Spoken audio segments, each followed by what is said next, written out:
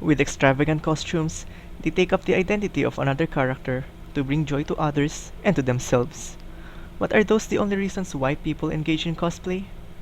Join me, and together we'll find out the real reasons why people engage in cosplay.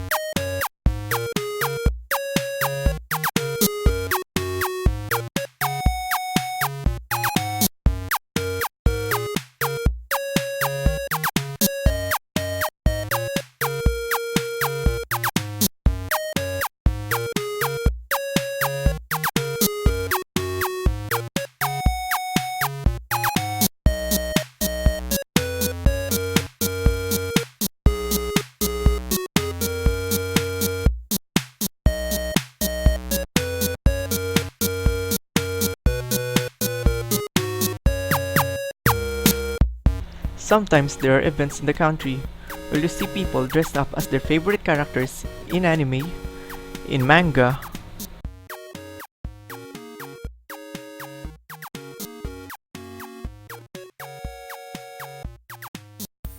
in movies, and in other media. Dressed in elaborate costume designs,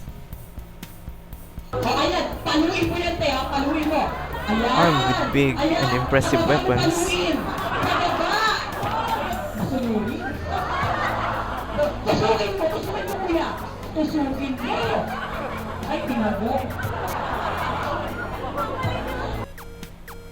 and basically just being the character itself.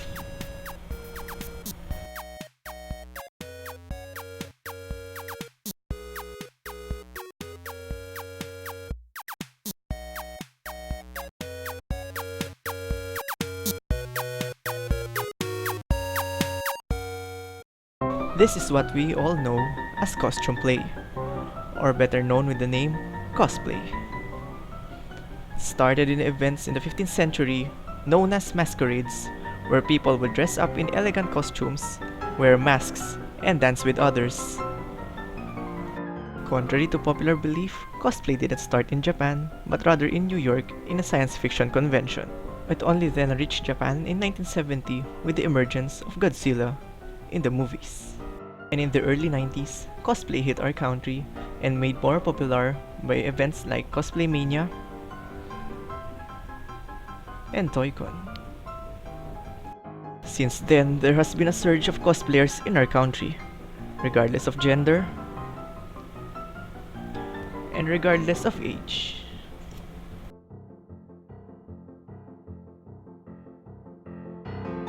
In here, new friendships are formed,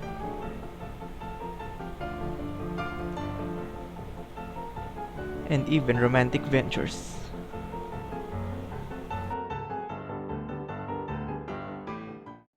But specifically, why do people join cosplays? Why do they cosplay?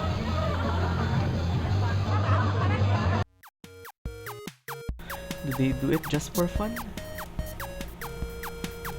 For fame? Or is there some other reason why do they do it? In my interest about the subject matter, I set forth to collect my own costume and attend a cosplay convention.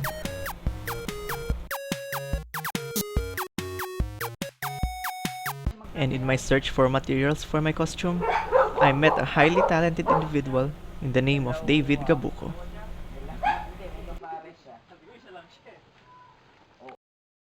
David is a college graduate who specializes in creating weapons and accessories for cosplayers, with only the use of everyday hardware items.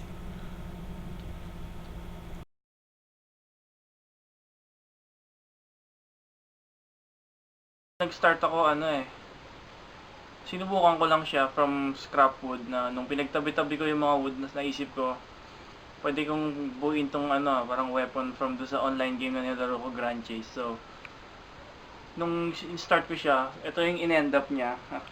Actually, it's a sword na scrap. It's a wood scrap sword, recycled lang. So, all wood siya. So, markdown lang siya ngayon. So, yung actual size niya is mas malaki. Yan.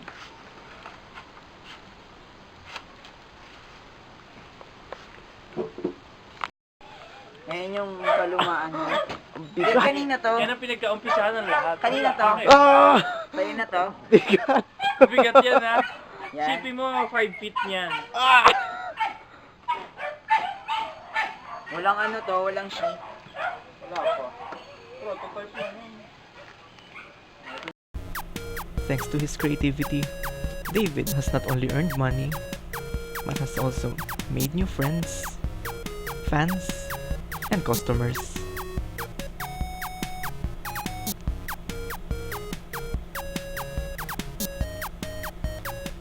People from different parts of the country would approach David and ask him to make costumes for them.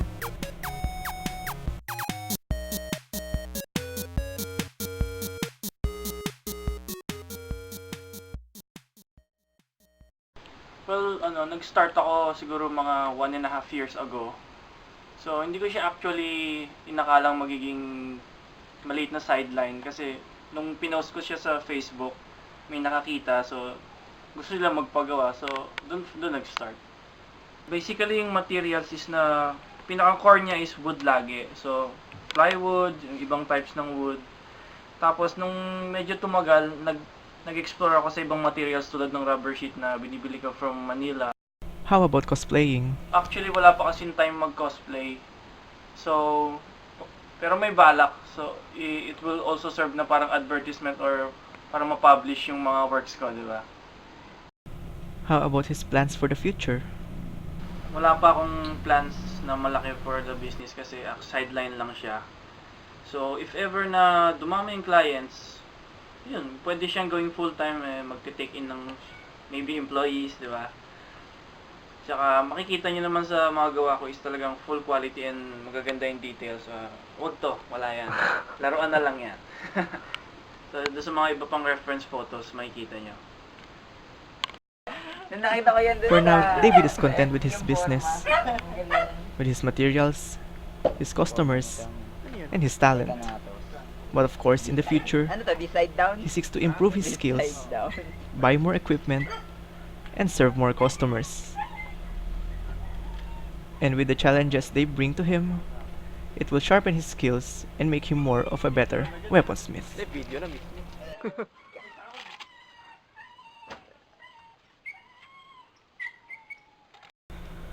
But there are those who see cosplay as a means to a much simpler outcome, to relieve stress. Stress garnered from work and from the toils of everyday life. Just like the cosplayer that I met, we'll call him with the name Adam.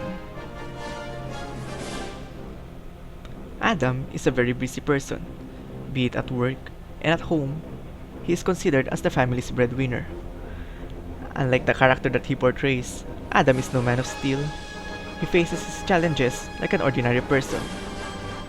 And one way to relieve stress is to cosplay. I started cosplaying around 4 years ago.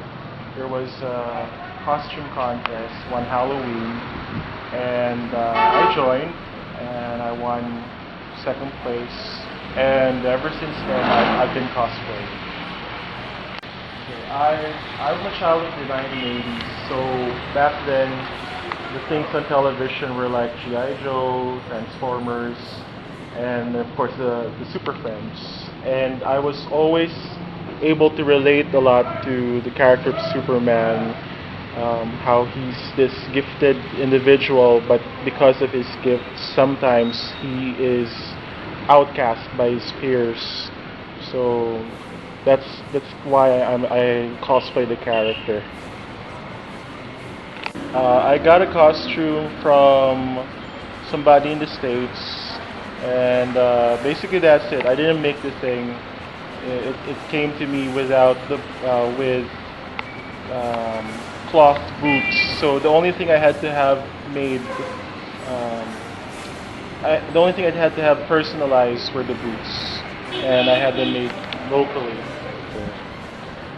The rewards I got from, if you're talking about prizes, then yeah, so far I have won in 2 contests. One was second place, the other I got the top prize, and the top prize that involved money and tickets to somewhere really nice.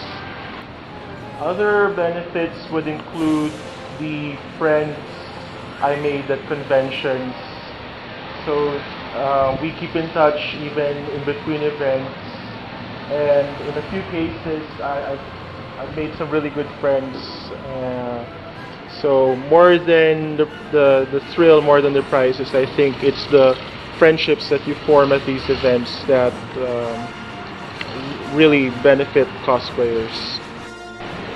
What I really enjoy is the reaction from people whom I meet when I cosplay. There are some good reactions and some bad, but generally there are lots more good reactions. And of course, meeting the kids, making their day. And it's kind of nice to make their dreams come true. Like they can tell their mom or their dad, "Hey, mom, I met Superman," and that brings a smile to their face. But it more often, it also it brings a bigger smile to my own face that I make their day. Superman's the only character that I feel a strong connection with, and financially I'm not really capable of buying an entire new costume. So for now, maybe this is the only character I will be cosplaying. Just like Clark Kent, Adam considers his alter ego as a way to escape life and fly away, even just for a day.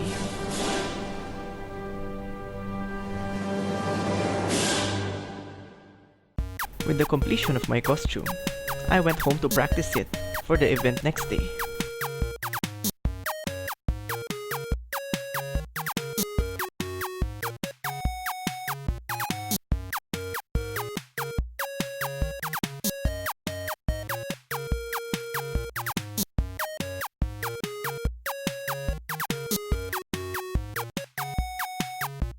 The next day, December 17, 2011, I went to SM Mega Mall to attend the event which is named the 5th Christmas Toy Fair.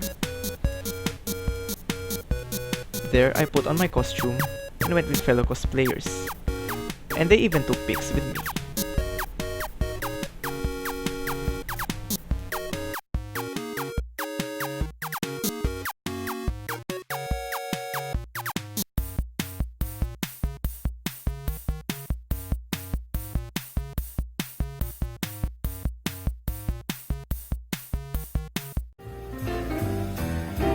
The event organizers also put up a costume parade where cosplayers will march from the first floor of SM Mega Mall up to the 5th floor.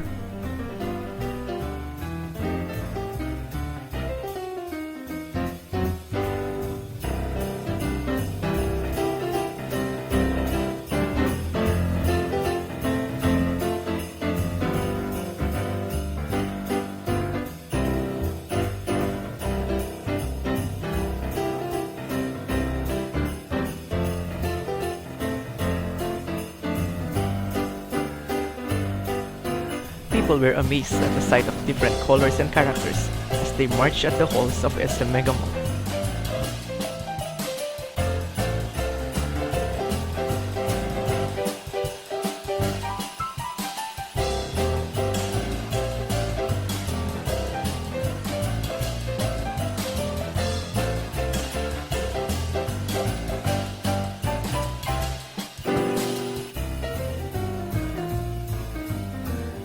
Contrary to what some other people think, cosplayers aren't snobbish. In fact, they all have a jolly attitude inside of them.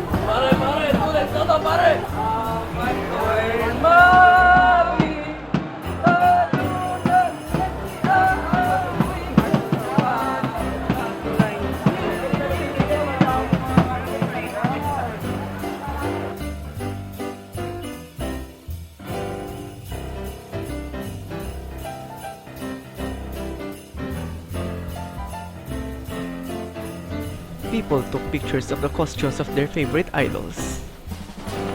And like any other cosplay event, there's a cat.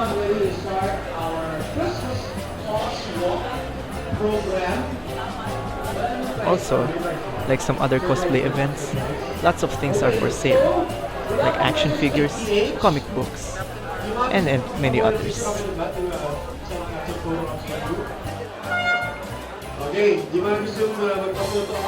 People not in costume strode the halls of the event in hopes of looking for their favorite character or just searching the booths for an item they desire, or both.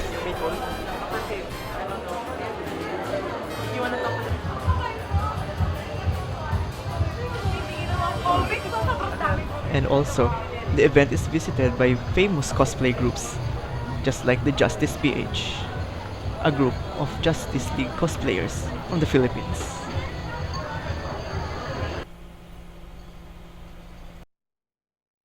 And in my sojourn at the event, I was lucky enough to bump into one of the most famous cosplayers in the country, the Pinoy Superman, Herbert Chavez. He can be considered as the #1 fan of Superman, as evident in his clothes, his room, and basically everything that he has contains the familiar letter S. Nagpe-play ako ng Captain Barbell, nagplay ako ng male Darna, yung unang first male Darna ko, yun yung pinang-champion ko. Nalimutan ko na yung mga titles nung contest, pero yun yung una. Tapos Captain Barbell, 3-4 na beses. Tsaka sa Captain Barbell din ako nagkaroon ng perfect na 100%. Superman, since before pa kasi bata ako, kino-cosplay ko na, pero wala pa namang cosplay competition nun, kundi yung mga parang entertainment lang sa mga piyesta, ganyan. So, pero kinakarakter ko na siya before pa. Operation 1998, I start sa nose, filler muna, ibabaw lang yung pinatamos. So, ngayon, pinakat kasi siya para mas lumipis siya, para ano. Kasi sa some of my photos kasi mas malapad yung ilong kaysa doon sa Superman. Yung figure nila this year, 2011, yung inano nila is 200,000. Pero, hindi ko kasi binabayaran yun kasi endorser ako nung clinic. So, lahat yung kasi libre. Libre po. Oo. Endorsement ko kasi yun. Ex-deal yun. Exchange ko dun sa mga promotional ko sa kanila, pagmamodel ko sa kanila. Lahat na halos na international, BBC, CNN, Reuters, AFP, marami, almost lahat na sila meron eh. Pinakahuli ngayon yung National Geographic, pero off the record pa yon. Pero pwede nang pero hindi pa lang nila inilalabas na, kasi for next year yon. Documentary for National Geographic. Tapos plan is January sa Italy, pupunta ako for Guinness Book of Records.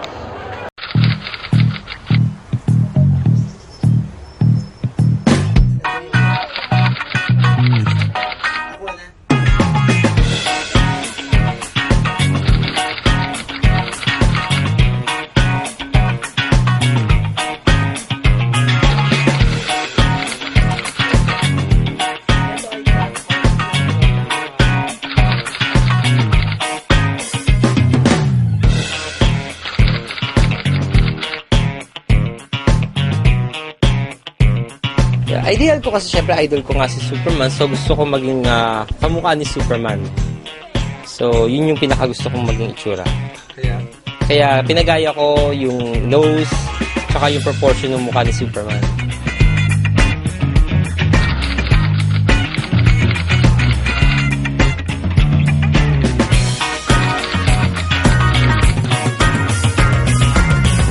Behind the desk, Filipino designer Herbert Chavez could pass as a regular shopkeeper, but this is only his secret identity. On the streets of Calamba City in the Philippines, he is better known as Superman. For the children in the neighborhood, it's as close as it gets to seeing the real thing. Chavez spared no effort to make his own childhood dream come true. Yeah, ideal ko kasi syempre idol ko nga si Superman. So Superman is my idol. I want to look like Superman. I want to look like him. That's why I copied his nose and the proportion of Superman's face. nose, tsaka yung proportion ng mukha ni Superman. All of that, plus injections to whiten his skin and several operations, have already changed him beyond recognition. But he still wants more. Next up is plastic surgery to beef up his abdomen, and an operation to make him taller by implanting metal in his legs. His job as a dress designer helps him create his own Superman costumes. Dressed up, the village Superman sets out to teach good moral values to the neighborhood children.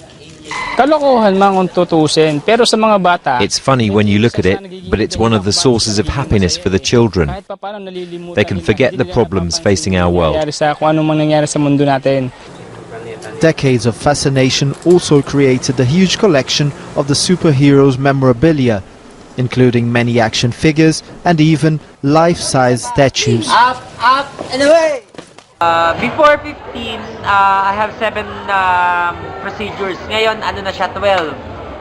So, 2 sa ilong, labi, 3 sa tiyan, tapos sa baba, 6, tapos sa hips, 7, tapos, ano pa ba yun? Ay, bali, 4 na yung sa tiyan eh. Basta 12 na siya lahat, pati yung sa pati yung paggugluta sa...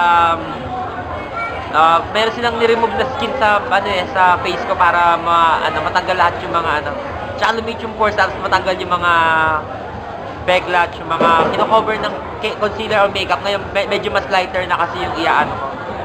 Ganun. Kasi lahat naman ng tao kasi ang fulfillment naman yan yung yung happiness nila. Kung masaya na sila, syempre successful na rin sila sa nila sa goal nila. So I think as of now naman successful ako sa field na yan, yung pagko-cosplay tsaka yung pag-gaano kay Superman.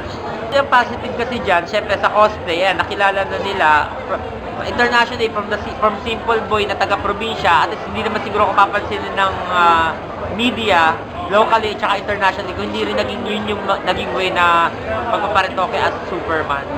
Because of cosplay, Herbert has not only gained fame for himself, but also brought fame for his country. His love for cosplay and for Superman has brought him to great heights and helped him reach his goals, and has helped him become a better example for others. As from what we have seen, people don't just cosplay because they want to. People do it for fun, to meet new friends, and basically just let go of the life that they live and become another character, even for just a day. And cosplaying has taught us that not only that life can be fun, we can also be a good example for others, use our talents wisely, and basically just live the life that we want.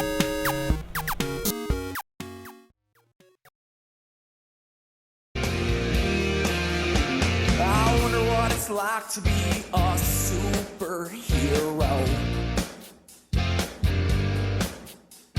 I wonder where I'd go if I could fly around downtown.